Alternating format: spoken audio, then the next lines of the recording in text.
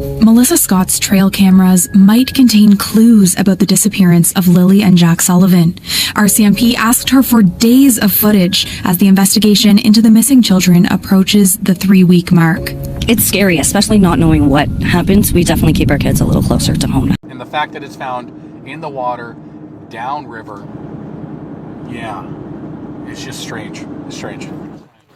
So we're organizing a search for Jack and Lilly Sullivan. We are relying on community members to come and join those efforts. From the moment the warrant was quietly signed 7 minutes ago, the investigation into Lilly and Jack Sullivan's disappearance has irrevocably changed course.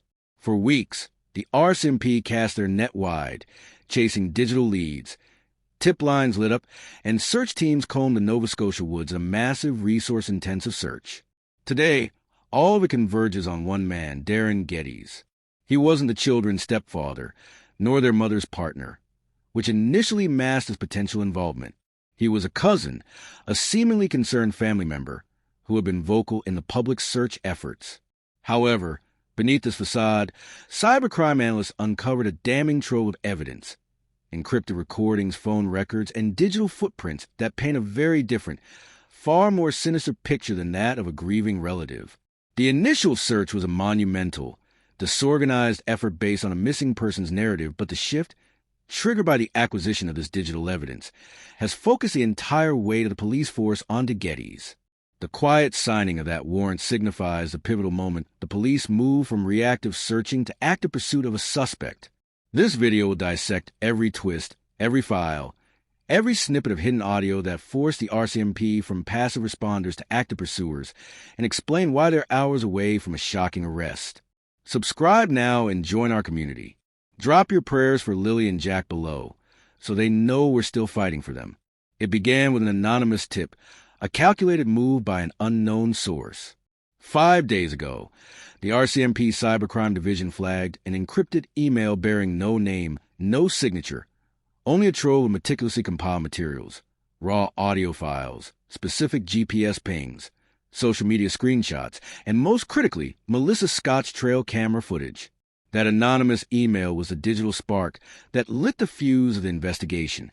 Investigators immediately confirmed the footage included a midnight clip of Darin Geddes, or someone wearing his distinctive green parka, emerging from the shadows near Lansdowne Road, carrying a duffel bag. The hunting cameras installed months before by outdoors enthusiast Melissa Scott had never recorded anything more suspicious than deer or the occasional fox crossing the path. But on that single-file date stamped 12:47 a.m. June 4th, less than 24 hours after the children were reported missing, the hunter's lens captured a clear silhouette that matched Geddes' build pacing along a path well off the beaten track. This single piece of trail camera footage, initially requested as a routine check, has become central to the case, placing him near the search area under the cover of night and engaging in highly suspicious activity inconsistent with his role as a concerned family member. The parka, the presence of the duffel bag, and the precise timestamp all directly contradict Geddes' public narrative and his later alibi about being out of province. This digital trove systematically dismantled his carefully constructed alibi, making the midnight walk a documented act of potential concealment. Meanwhile, in the RCMP's digital forensics lab, the focus turned to communications. An alert scrolled across a monitor indicating a partial WhatsApp backup, containing portions of a voice message they'd long suspected existed but couldn't locate. It took a rigorous week of cold calls to Darren's known associates before an ex-contractor finally handed over a burner SIM card. On it lay a 42-second clip from an encrypted messenger service Geddes believed was completely anonymous and untraceable. This piece of evidence proved to be the most damning single finding yet. An admission so chilling and calculated that every senior officer who heard it immediately understood the depth of the crime. In the clip, Darren speaks in measured, flat tones, stating, "Once they vanish, it goes quiet, too quiet." There was no hint of panic, no plea for help, only a calculated observation that seemed to savor the finality of the children's disappearance. This audio provided the crucial missing link, revealing his true lack of concern for their well-being. At the same time, cell tower data, acquired through a quiet judicial order, leaked to the RCMP, placing Geddes not in Alberta, as he adamantly claimed he'd been on a business trip, but parked on a side road off Nova Scotia Route 348 for over 45 minutes that same night. There was no payment record for a flight or hotel in Alberta. No receipts, nothing but silence, and a GPS signature that matched the exact location of those final trail camera frames. The meticulous analysis of the digital evidence, from the encrypted audio to the geolocation records, completely shattered his publicly maintained alibi. Internal memos marked highly restricted circulated yesterday among the Northeast Nova Major Crime Unit, confirming the shift to a targeted strategy. The subject line, Operational Target Geddes Indicator Review. In it, investigators noted Darin's highly provocative and manipulative online behavior. He was hosting live streams, loudly accusing the RCMP of bungling the search, and making public calls for anyone with information to come forward, even as he systematically blocked direct messages from Lilly and Jack's grieving family and friends.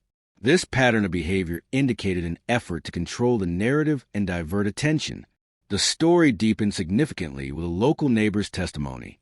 She came forward after noticing an unmarked RCMP vehicle discreetly stake out Geddes' home at dawn 2 days prior.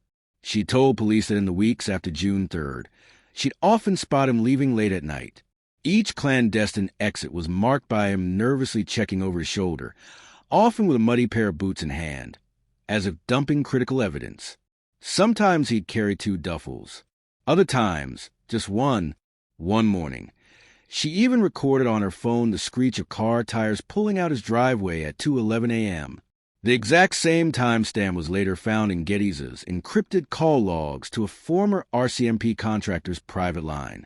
5 times over 6 weeks, that private number pinged Geddes' burner. Those voicemails, once thought thoroughly wiped, were resurrected through advanced decryption by Ontario RCMP analysts. In the recovered audio, Geddes' voice emerged, pleading not for the children's safety, but for instructions on keeping things under wraps. "I need to know how long before they start looking in the house," he is heard asking, clearly worried about a search of his own residence. "We can't risk them finding anything." The mounting evidence forced investigators to fundamentally reevaluate the initial search parameters. Suddenly, they viewed those random-looking boot prints near the Sylvian pipeline trail not as random signs of a lost child, but as part of a calculated staging ground.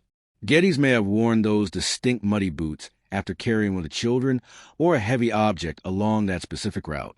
The entire purpose of the track was to create confusion and to mislead search teams into thinking the siblings had simply wandered off into the dense woods. The RCMP's K-9 unit subsequently confirmed that the scent trail of the children ended abruptly at a well-known unofficial road, never penetrating deeper into the woods as a lost child's path would. As sources tell us, the dogs tracked the human scent perfectly until it simply stopped, confirming a pickup point.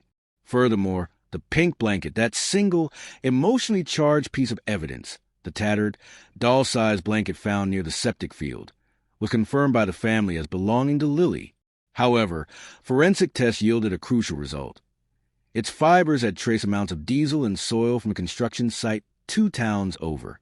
Geddes once conveniently volunteered at that very site during a hurricane cleanup last fall, giving him familiarity and access.